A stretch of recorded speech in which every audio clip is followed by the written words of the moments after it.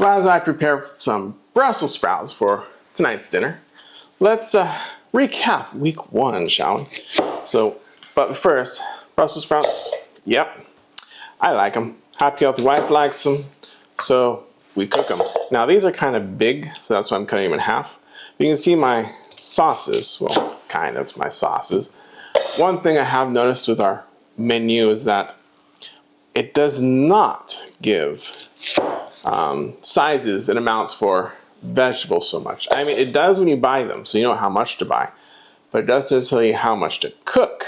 So I'm gonna cut these Brussels sprouts and get ready. The other thing is I also have to increase the amounts if happy healthy children or happy healthy mother-in-law are with us. So then I increase the amounts, you know, double, triple. I give happy healthy daughter the same proportions happy healthy wife gets. Happy healthy son gets the same proportion, or maybe a little more than I get. And happy healthy mother-in-law gets the same proportion happy healthy daughter gets.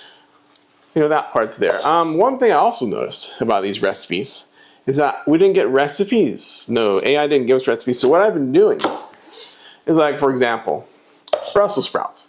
You're gonna ask for roasted Brussels sprouts. So what I do, I Google a recipe for roasted Brussels sprouts. Now, if you're not very good in the kitchen or that's not your thing, you might need to learn. It's gonna help you a lot if you cook at home to be able to learn how to cook so you can cook healthier. Because when you go to the restaurants, it's not always easy to find the right dishes, the right calories for what you want. But that's aside the fact. So what I know what to do is, I know how to do Brussels sprouts. I've done these before, actually. Very simple recipe. I think I even have one in my channel, how to do Brussels sprouts. My favorite is just a little oil, salt, garlic, and pepper. Now one thing, if this meal plan does make you feel hungry, and the first week I haven't really felt hungry. In fact, one thing I noticed is that I'm liking the variety of foods we are getting. So there's a lunch, there's a dinner, and there's a breakfast, all different, plus a snack.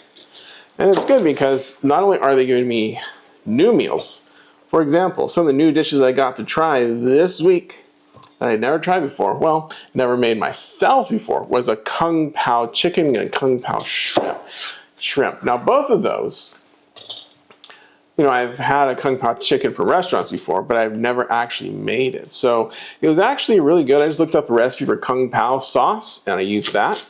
And you know, one thing you gotta worry about though is what's in the sauce. So you notice I've been not using the cream sauces as much. I haven't been adding cream to my sauces. But the soy sauce is good. Vinegar, yes. Use that. Use some hot peppers. And you know, it turned out pretty good. Pretty good. I liked it in my lunch, having that Kung Pao chicken. Also the Kung Pao shrimp, just as good as well. Now let's see, some of the other dishes we had. Let's see, we had chicken and a bok choy with a garlic ginger sauce. Now that was actually, I really enjoyed that. So one thing I've also noticed is that, you know, with the chicken, just having regular chicken breasts, pretty dry, pretty bland. I mean, I have been using an indoor grill to grill it, so it hasn't been so bad. But one thing it needs a good sauce. And I was really amazed. I looked up a recipe for ginger garlic sauce. Found a good one online, you know, through Google. And I was like, wow, this is a good tasting sauce. Now you can't add too much of it because it's highly oil based. And that's kind of the knock on that one. There's a lot of oil in that.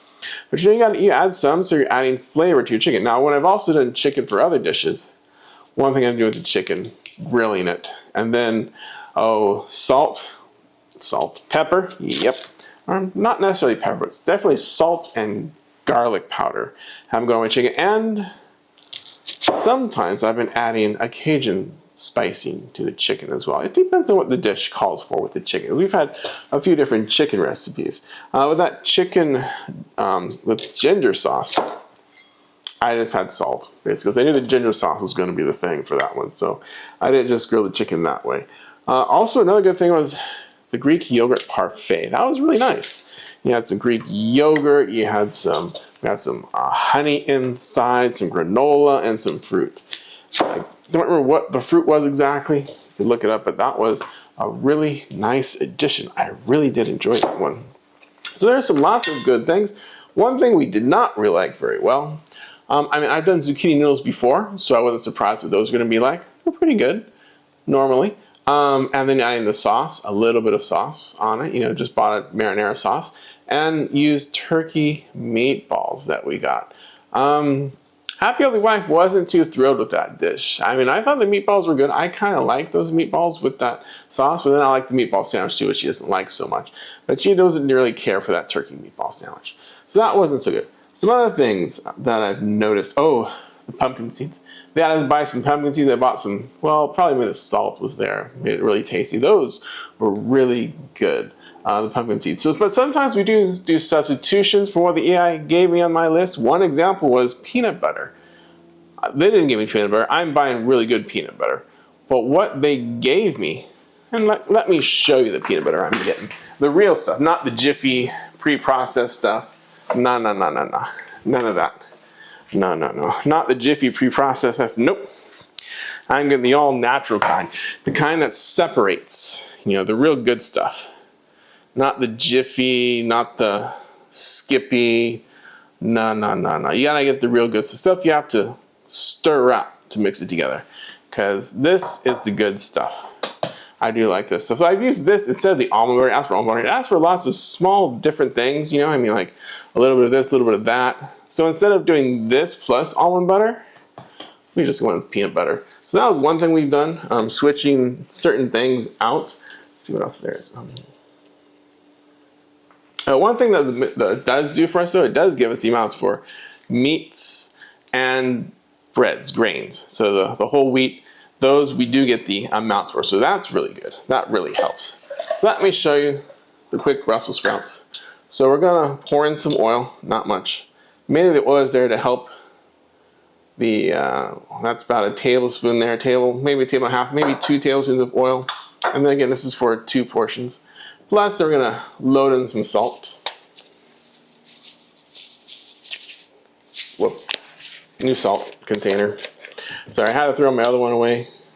So now I've got the new container, so I gotta open it up. Take off this. Usually it's easy to take off. That's what this knife is for. Boom. So we're gonna add some salt. And you know, you'll notice that seasoning wise, I'm not gonna measure. Maybe you should, maybe you don't know exactly. So if you follow a recipe, they'll tell you how much, like a tablespoon or a teaspoon of salt. Usually the recipe will say salt to taste. So that doesn't really help you if you've never really used salt before, but you know, I kind of know how much salt we like. Or how much I like. Happy Healthy Wife doesn't like as much salt as me, but there you go. Some salt, some ground pepper.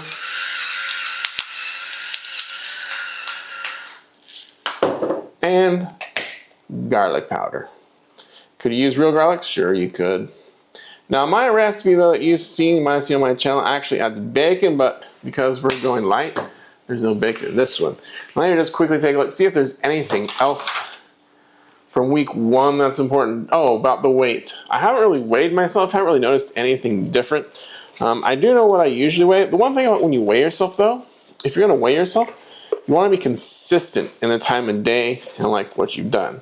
Because I know that, I tested this before on other days when I was doing other weight loss programs, that if I weigh myself before I go to sleep, and I weigh myself once I wake up, the only thing that changed was I went to sleep. You know what? I lost weight. Usually about a pound, half a pound, pound and a half, somewhere in there, just from sleeping. So you do lose weight while you sleep, if you don't know.